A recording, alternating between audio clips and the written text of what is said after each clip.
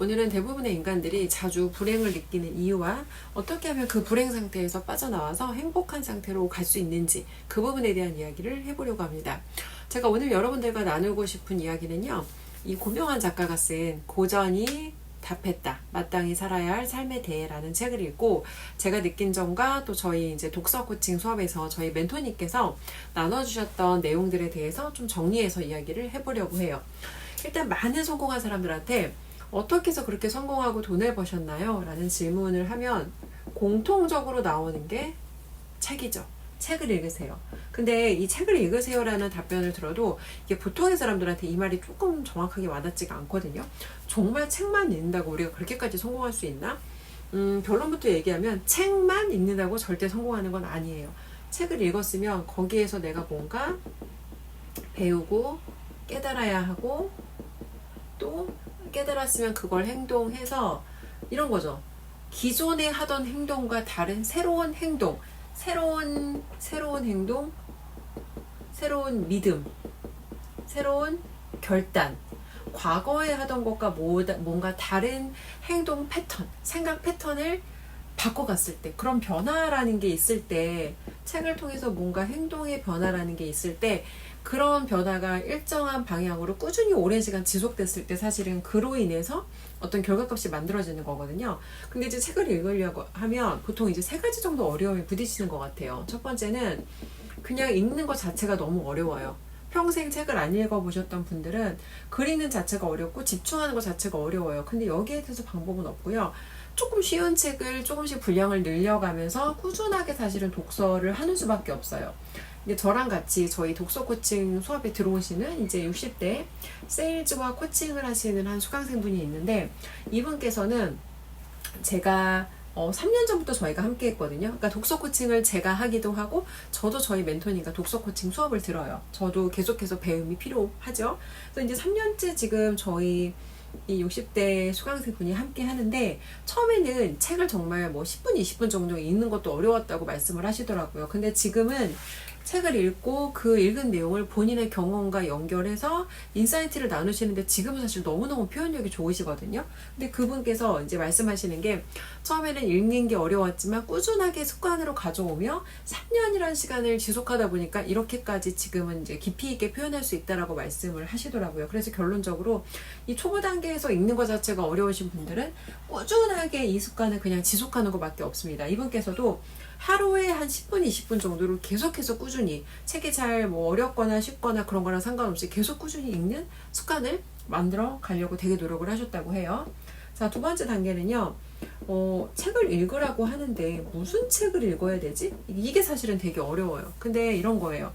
대부분 아마 이제 추천해주는 책들이 사람마다 가지고 있는 배경 지식과 경험과 이런 게 너무 다르기 때문에 그분들이 이 책을 추천해줘도 이게 나한테 안 와닿을 확률이 되게 높습니다. 그래서 결론적으로 대부분 처음에 접근하는 책들은 아마 자기계발 책을 많이 읽으실 거예요. 근데 이제 하나의 내가 어떤 분야의 책을 읽는다고 하면은 처음에는 이 분야의 책을 몇 권 정도씩 읽는 게 좋은데 한 분야의 책만 읽다 보면 사람이 되게 사고가 고착되게 되거든요. 그래서 다양한 장르의 책을 읽는 게 되게 필요해요. 그래서 처음에는 같은 분야의 책을 한 몇 권 정도씩은 연결해서 독서를 하시되 내가 어느 정도 그 분야가 조금 익숙해졌으면 완전히 다른 장르의 책을 읽어보는 게 되게 필요하다.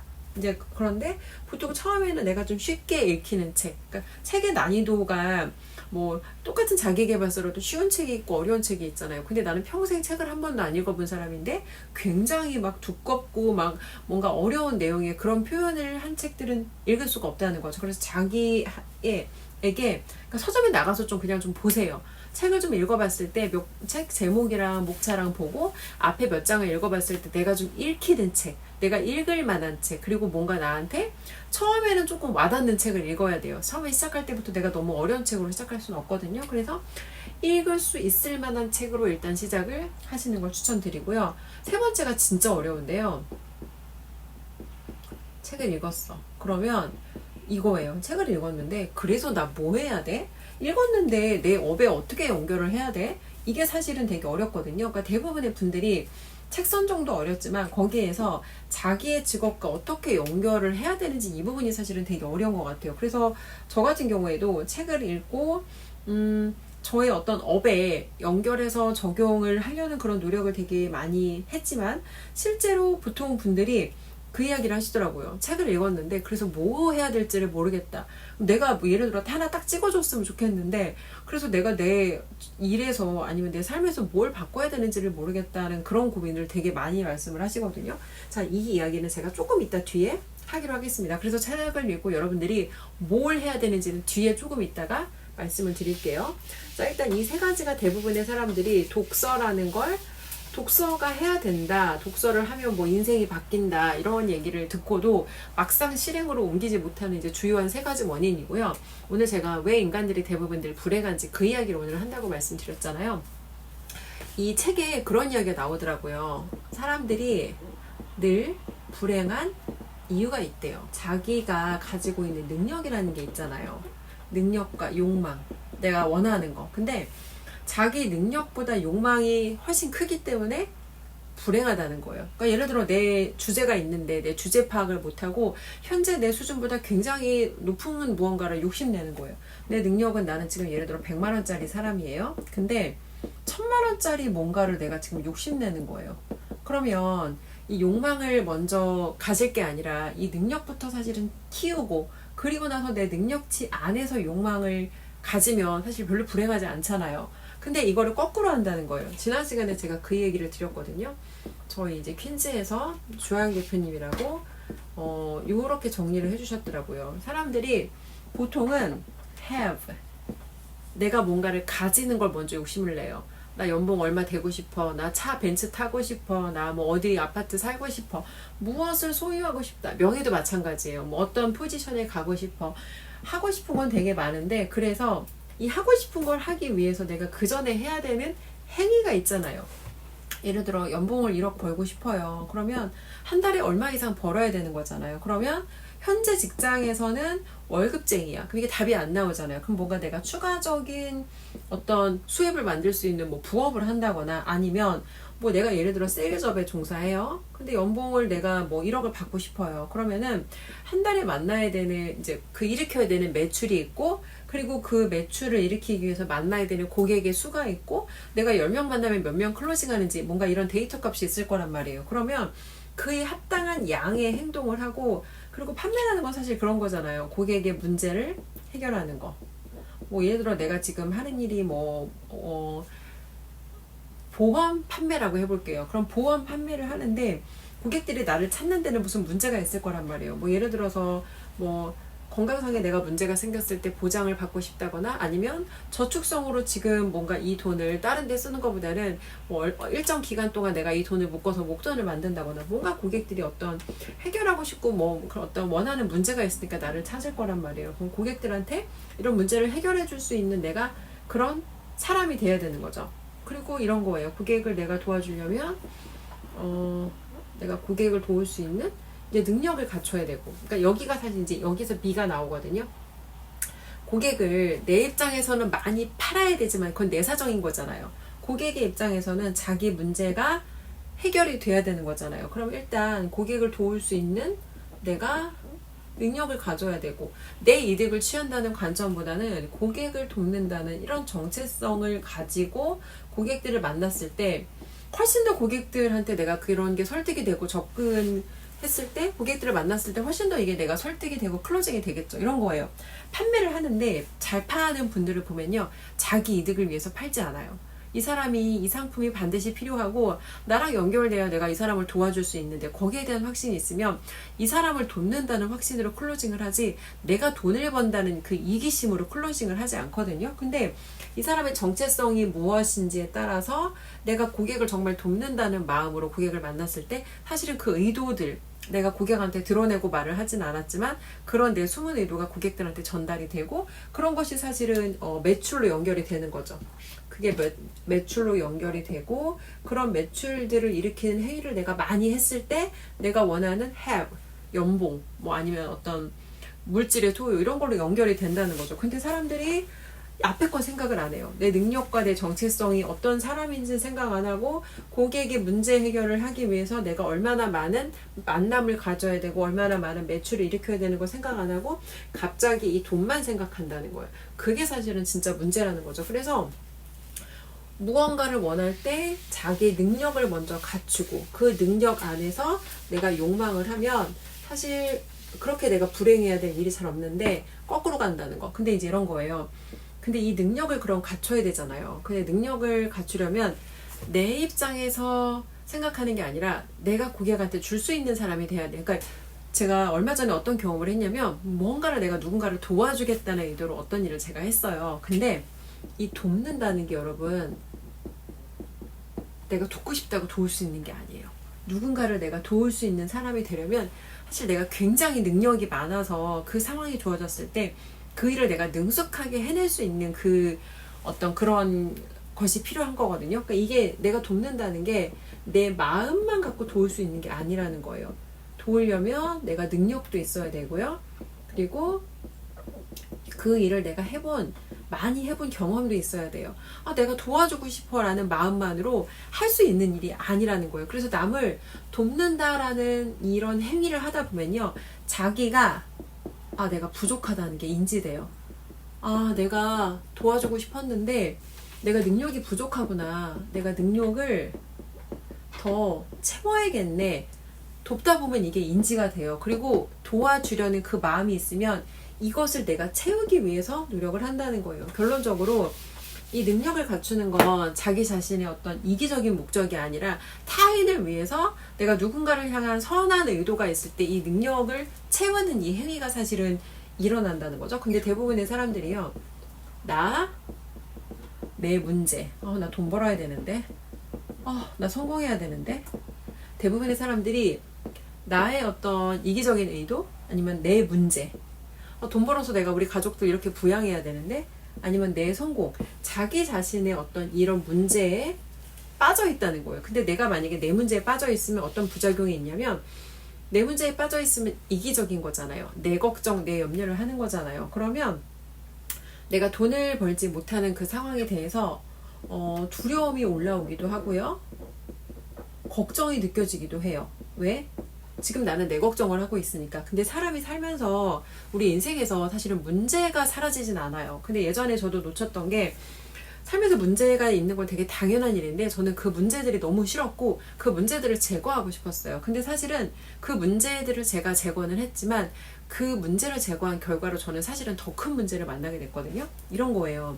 문제가 삶에서 있는 것 자체가 문제가 아니에요. 진짜 문제는요. 이 문제를 내가 해결할 수 있는 내가 능력이 없는 게 사실은 진짜 문제라는 거예요. 내가 능력이 없으니까 이런 문제가 나한테 왔을 때 두렵고 이런 문제를 피하고 싶고 이런 문제 상황을 자꾸 내가 피하고 도망 다니다 보면 결국 나는 할 수 있는 일이 사실 아무것도 남지 않는다는 거예요. 근데 많은 사람들이 이 문제가 생기는 것 자체를 문제를 보는데 사실은 문제를 해결할 수 있는 능력이 없는 게 진짜 문제라는 거. 자, 다시 돌아와서 그래서 내 문제에 빠져 있으면 결론적으로 내가 다른 사람을 돕고자 하는 그런 선한 의도를 갖기가 어렵다는 거죠. 자, 이 책에 근데 이제 이 고전이 답했다라는 책에 어떤 내용이 나오냐면 진리에 이르는 길은 의도를 갖지 않는 사람에게만 열려 있다라고 해요, 여러분. 진리에 이르는 길이 있대요. 근데 그 길은요. 의도를 갖지 않은 사람한테만 그 길이 열려 있대요. 이게 무슨 얘기인 것 같으세요? 진리라고 하는 건 우리 인간들이 결국은 얻고자 하는 그 여러 가지 다양한 관점으로 생각해 볼 수 있는데 우리들이 원하는 어떤 성공이 될 수도 있고요. 우리들이 원하는 어떤 부가 될 수도 있고요. 우리들이 원하는 어떤 명예가 될 수도 있어요. 이 진리라고 하는 곳에 도달하기 위해서는 이런 것들을 내가 갖고 싶어. 이런 것들을 내가 가질 거야 라는 이 의도를 갖지 않은 사람한테만 진리로 가는 길이 열려 있대요. 이해되세요, 여러분? 돈을 벌고 싶은데 돈을 따르지 말으라는 거예요. 돈을 벌고 싶지만 돈을 쫓는 선택을 해서는 이 진리에 이르는 길에 다를 수가 없다는 거예요. 그래서 우리가 돈을 따르지 말아라 뭐 이런 얘기 되게 많이 하잖아요. 근데 이게 진짜 맞는 말인 게 저는 20대에 정말 열심히 살았거든요. 20대부터 30대까지 진짜 열심히 살았고 거의 저는 투잡이었어요. 근데 20대 제가 할 수 있는 게 없다 보니까 거의 이제 일을 2배로 하는 방식으로 돈을 벌었죠. 뭔가 제가 그래도 나름대로 얼마를 더 벌었는데 이렇게 돈을 더 버는 걸로는 제가 부자가 되지 못했어요. 그러다가 30대에 이제 처음으로 돈을 쫓는 선택이 아닌 어떻게 하면 내가 맡은 아이들에게 조금 더 좋은 교육을 제공할 수 있을까? 그러니까 물론 20대 학원에서 티칭을 하던 시기에는 물론 그때도 이런 마인드로 일을 하긴 했어요. 근데 제가 말을 하는 건 투잡을 했던 목적이 돈을 더 벌기 위한 것이었고 돈을 벌었지만 그 푼돈으로 제가 부자가 되지는 못했다는 얘기를 한 거예요. 근데 어떤 게 조금 달라졌냐면 오전에 유치원에서 일을 하면서 오후에서 학원에서 일을 했다 그랬잖아요. 이때 유치원에서 아이들 이제 유치원 수업은 교구 만드는 게 되게 중요했거든요.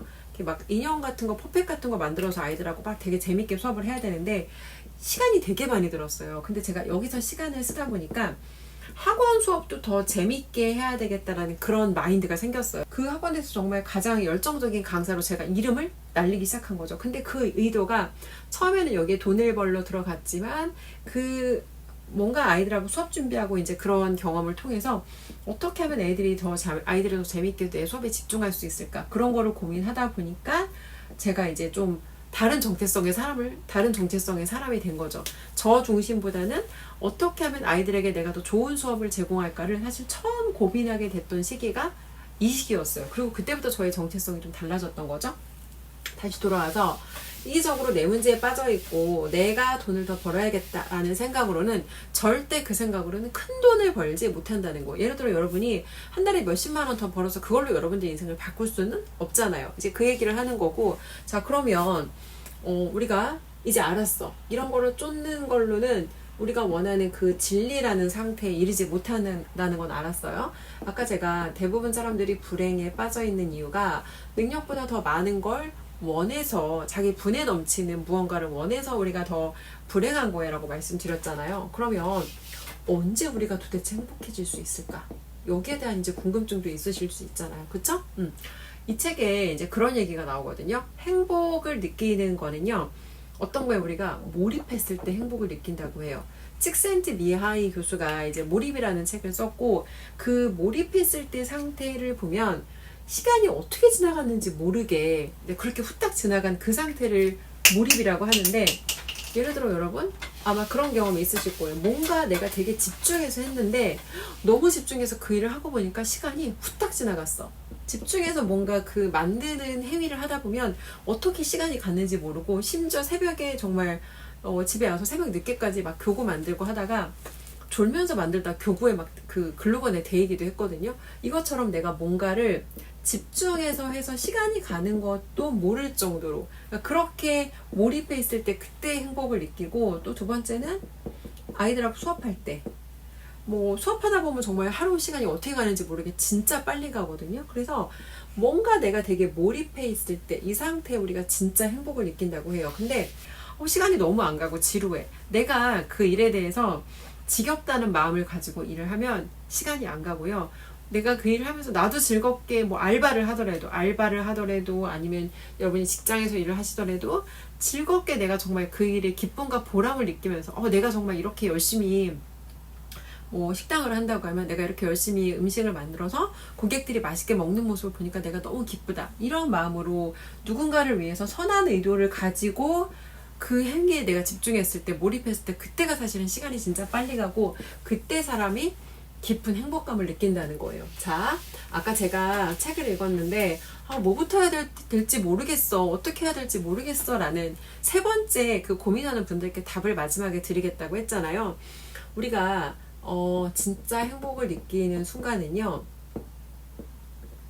내가 뭔가 타인을 위해서 나누고 돕는 순간, 타인을 위해서 나누고 돕는 순간 우리가 내가 하는 일이 되게 가치 있고 보람 있고 내가 되게 쓸모 있는 사람이야 라는 생각이 들 때 그리고 그 일에 나도 집중해서 시간이 가는지조차 모르고 그 일을 해낼 때 그때가 우리가 사실 진짜 행복을 느낄 수 있는 순간이거든요. 그래서 저희 대표님께서는 저희 수강생들한테 PD라고 부르세요.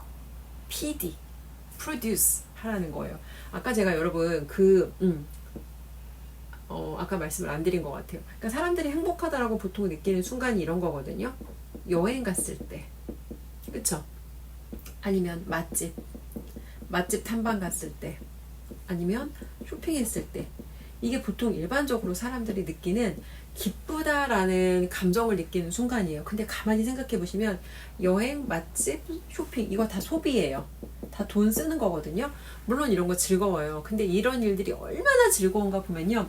여러분 혹시 10년 전에 갔던 여행 아직도 생각하면 그렇게 기쁘고 그때 갔을 순간만큼 막 그렇게 되게 행복하세요? 아니면 며칠 전에 갔던 맛집은요? 아니면 얼마 전에 샀던 그 비싼 가방은요? 이런 것들은 일시적인 기쁨을 줄 수는 있어요. 근데 그게 굉장히 깊은 충만한 행복감을 주지는 않는다는 거예요. 그런데 여러분이 예를 들어 한번 생각해 볼게요. 여러분이 하는 일에서 어떤 고객을 도왔어요. 그래서 그 고객이 여러분한테 감사하다고 뭐 카페라고 해볼게요.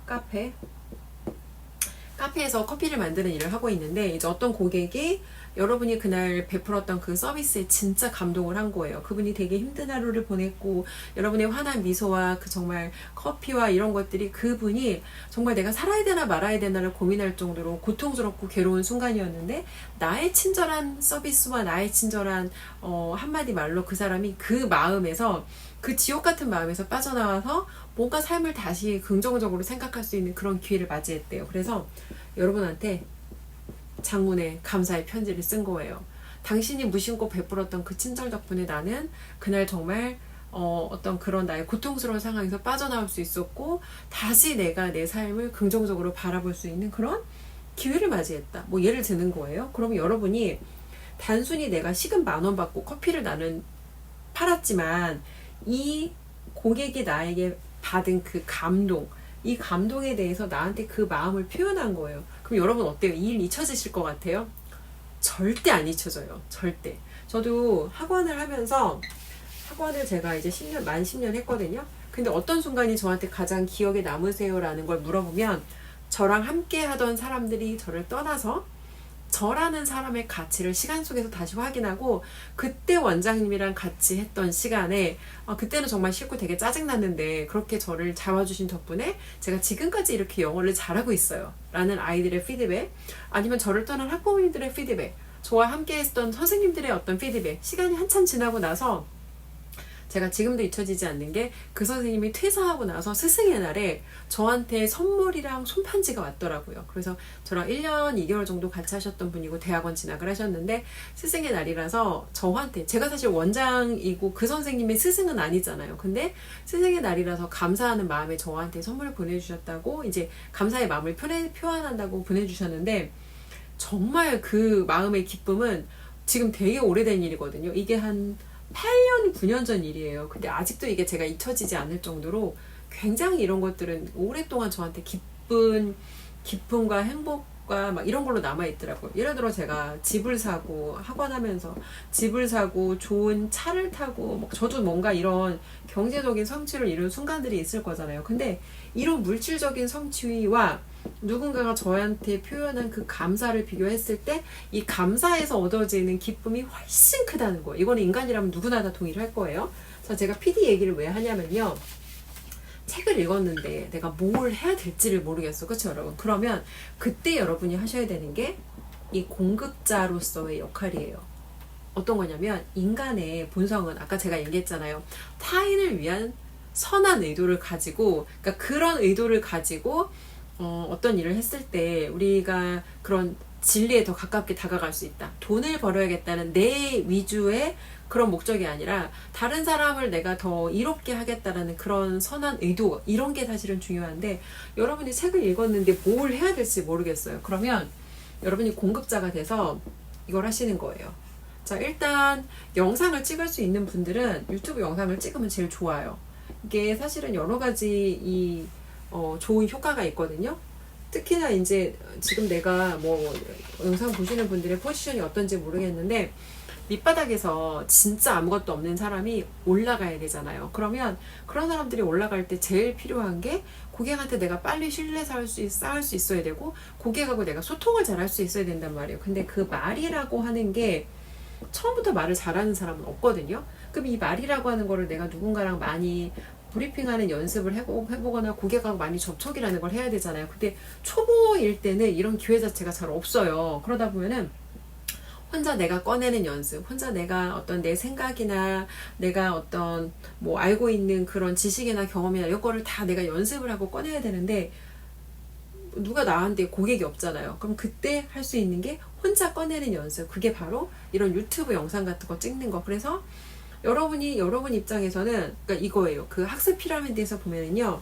학습 피라미드 가장 마지막에 다른 사람을 내가 가르칠 때 가장 많이 는다고 해요. 그래서 이번에 로버트 기요사키 세미나 갔을 때도 네가 그 캐시플로우 게임을 10번 하고 나서 10명한테 가르치라고 해요. 왜 가르쳐야 되냐면 가르칠 때 네가 제일 많이 배운다고. 그래서 여러분들께서 책을 읽고 읽은 내용을 사실 처음에 여러분 책을 읽잖아요.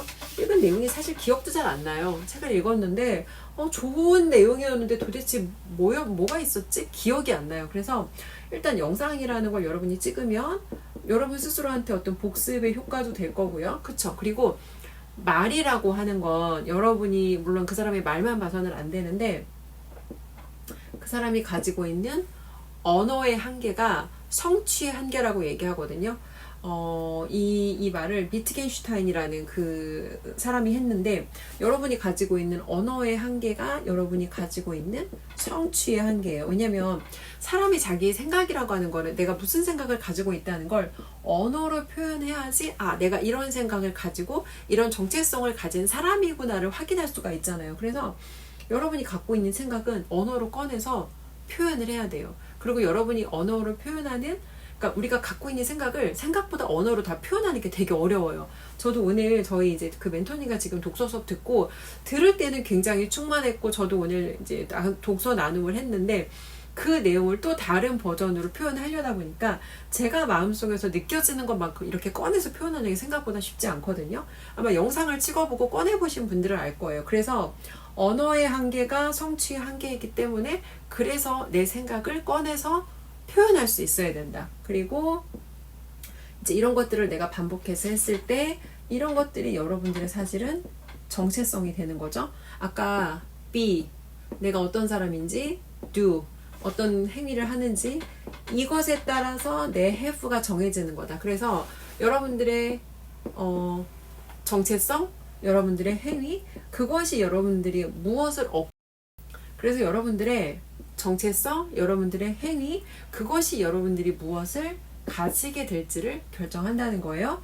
자, 그리고 세 번째는 이제 여러분이 가르칠 때 가장 많이 배우게 됩니다. 또 그런 것도 있어요, 여러분. 영상을 찍다 보면요. 그러니까 배운 거를 내가 꺼내서 표현하다 보면 계속해서 스스로 부족함이 인지가 돼요. 내가 이런 점이 부족하구나 라는 게 자꾸 본인에 대해 생각하고 꺼내고 표현하다 보면 오히려 본인의 부족한 점이 더 파악이 되거든요. 그래서 그렇기 때문에 오히려 더 행동하게 되고 행동하다 보면 오히려 다시 또 깨닫게 되고 이런 약간 선순환이 일어나는 것 같아요. 그래서 첫 번째는 여러분이 유튜브 영상을 찍으시면 제일 좋고요. 나는 유튜브까지 너무 좀 어렵다. 유튜브는 좀 어려워라고 하시면 글쓰기라도 하세요. 글쓰기라도 하셔야 됩니다. 이제 예를 들어서 이제 저희 멘토님께서 이거는 해석을 해주신 내용인데 고명환이란 분이 이분이 사실은 정말 보통 분이 아니더라고요. 정말 보통 분이 아니에요. 굉장히 원래도 깊고 보통의 사람들과 좀 다른 생각을 하는 그런 분인데 이분이 처음에 요식업을 하셨잖아요. 요식업을 하셨고 그리고 강사 하셨고 그리고 지금 이제 작가 벌써 3권의 책을 내셨더라고요. 요식업, 강사, 작가. 그러니까 다른 사람들과 본인의 경험을 계속해서 나누고 있는데 이분께 새로운 기회를 사실은 계속해서 연결해 주는 건 이분이 책을 쓰셨기 때문이에요. 글만 쓴 게 아니라 나 혼자 일기장에다 글만 쓴 게 아니라 이분이 사실은 책을 쓰셨고 그런 책에서 어떤 그분의 경험이라든지 그분이 가지고 있는 이런 생각이라든지 이분이 책을 내셨기 때문에 사실은 이런 다른 정체성을 가지게 된 건데 근데 한 가지 말씀을 드리면요. 이 영상을 보는 대부분의 분들의 우선순위는 책이 아닙니다.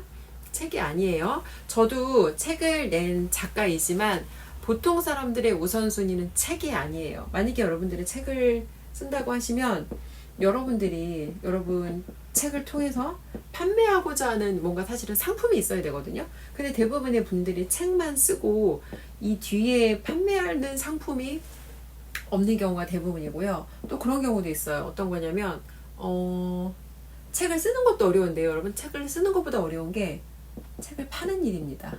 책을 파는 일. 쓰는 것보다 훨씬 어려운 게 여러분의 책을 파는 일이에요. 책을 써보신 분들은 알 거예요. 자, 그래서 대부분의 분들은 우리가 막 유명 인플루언서도 아니고 내가 막 책을 냈다고 누가 득달같이 달려들어 내 책을 그렇게 사주지 않거든요. 그래서 여러분들의 우선순위는 우선 책에서 배운 내용을 어떻게 됐든 여러분들이 뭔가 내 삶에 적용해서 뭔가 변화를 만들어 보고 싶다고 하시면 우선 영상을 찍으세요. 그리고 영상 찍는 게 나는 어렵다고 하면은 글쓰기를 하시고요. 이게 왜 그러냐면 이 두 가지를 하면 사실 뭔가 이득되는 게 안 보일 거예요. 이게 뭐 당장 나한테 어떤 경제적인 이득이 있나? 근데 이게 되게 중요해요. 저희 멘토님이 항상 하시는 말씀인데 이익이 없는 곳에 이익이 있다. 아까 진리에 이르는 길은 의도를 가지지 않은 사람에게만 열린다고 했잖아요. 그 진리에 이르는 길이 마찬가지로 이 아무런 이득이 없어 보이는 이 행위를 하다 보면 여러분들이 아마 여러분들의 생각이 정리되고 명료하고 내 일과 이 책에 읽은 내용을 계속해서 연결해서 생각을 해보시게 될 거예요. 저 같은 경우에도 이 유튜브 영상을 찍으면서 계속해서 제가 생각이라는 걸 하고 꺼내서 어떻게든 여러분을 이해시키려고 표현하려고 지금 되게 노력을 하고 있잖아요. 마찬가지로 여러분들도 이 영상을 찍는데 영상을 보는 사람들이 어떻게든 여러분의 영상을 듣고 이해하고 뭔가 이분들이 이득을 얻게 하기 위해서 고민을 하시다 보면 그 과정에 여러분이 뭔가 여러분의 업과 연결해서 계속 생각을 하고 그러다 보면 거기서 사실은 아이디어가 나오는 거거든요. 그러니까 책을 읽어서 읽기만 한다고 절대 인생이 바뀌지 않아요. 책을 읽는다는 건 단순히 여러분 지식을 쌓는다는 거잖아요. 그렇죠? 지식을 쌓는 것만으로는 인생이 바뀌지 않고요. 중요한 건 그 지식에서 얻은 무언가를 내가 진짜 깨달았다면 행동을 해야 돼요. 행동. 내가 행동을 했을 때 이전에 안 하던 새로운 행동, 이전에 안 하던 새로운 생각, 이전에 안 하던 내가 무언가 이전과 다른 무언가를 변화를 만들었을 때 그때부터 인생이 바뀌는 거지 책을 계속해서 읽기만 한다고 절대 인생이 달라지지 않습니다. 그래서 그게 바로 대부분의 사람들이 책은 읽었는데 인생이 바뀌지 않는 이유인 거죠. 책을 읽었는데 사실은 뭘부터 해야 될지 몰라서일 수도 있고요. 근데 책이라는 게 아시겠지만 1년 전에 읽었던 책이 여러분 다 기억이 나시나요? 심지어 어떤 책은 읽었는데 이 책을 내가 읽었나도 사실은 기억이 안 나는 책들도 있거든요. 그래서 읽었다는 거 그냥 단순히 읽는다는 행위 자체 인풋으로 끝내시면 절대 여러분이 아무것도 얻을 수 없기 때문에 반드시 이 영상을 찍거나 글쓰기를 하거나 그 과정에서 뭔가 여러분이 느끼고 깨달은 게 있다면 연결되는 행동, 이전에 안 하던 새로운 행동을 해보셔라. 이 세 가지를 하시다 보면, 그러니까 물론 이걸 하루 이틀 한다고 되는 건 아니에요. 굉장히 사실 시간이 많이 걸리는 일이고요. 이제 그거거든요. 요즘 너무 사실 문제가 되는 게 많은 사람들이 이 돈 버는 걸 너무 쉽게 생각해요.